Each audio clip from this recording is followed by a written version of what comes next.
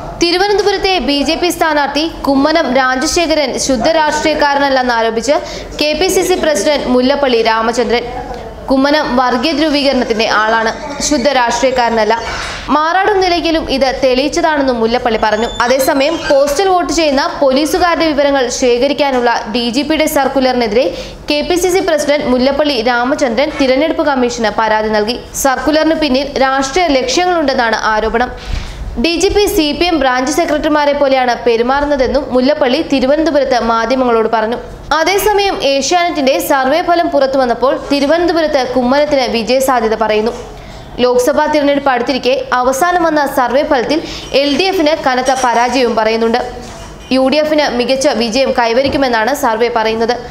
14 സീറ്റുകൾ വരെ UDF നേടിയേക്കുമെന്നും survey പ്രവചിക്കുമ്പോൾ LDFന് 6 seat വരെ കിട്ടിയേക്കാമെന്നും പറയുന്നു. NDAക്ക് 3 സീറ്റ് വരെ കിട്ടാൻ സാധ്യതയുണ്ടെന്നും സർവേ പ്രവചിക്കുന്നു.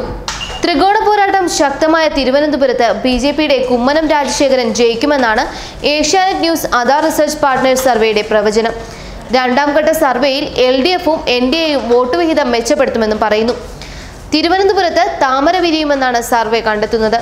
കുമ്മനം രാജശേഖരന് 40% പിന്തുണയുള്ളപ്പോൾ സിറ്റിംഗ് MP ആയ ശശി തരൂർ 34%വുമായി രണ്ടാമതാണ്.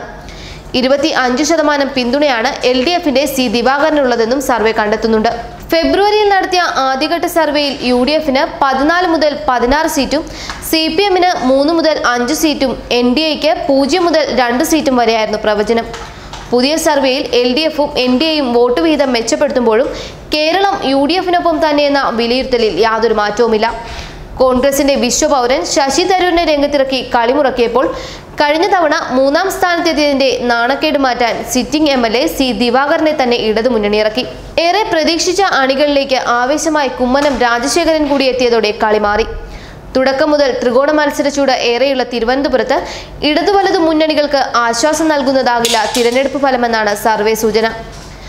6% വോട്ട് വ്യത്യാസത്തിൽ കുമ്മനം കളം പിടിക്കുമെന്നാണ് ഏഷ്യാനെറ്റ് ന്യൂസിന്റെ സർവേ പ്രവചിക്കുന്നത്. NDA 40% വോട്ട് പിടിക്കുന്ന മണ്ഡലത്തിൽ UDFന് പ്രവചിക്കുന്നത് വെറും 34%മാണെന്ന വ്യത്യാസമുണ്ട്.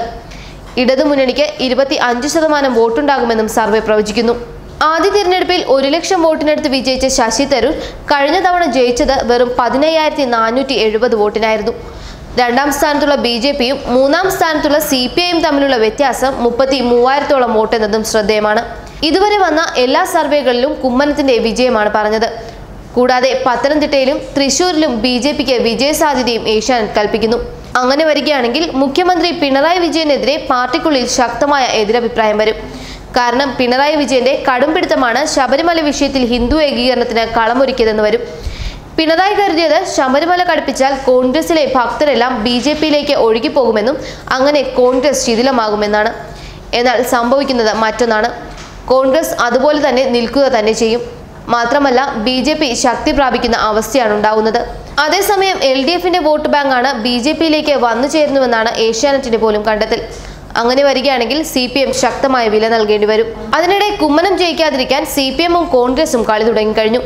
കുമ്മനത്തിന്റെ ജനപിന്തുണ ഇല്ലാതാക്കാൻ കടുത്ത വർഗീയതയാണ് KPCC പ്രസിഡന്റ് മുല്ലപ്പള്ളി രാമചന്ദ്രൻ പറയുന്നത്.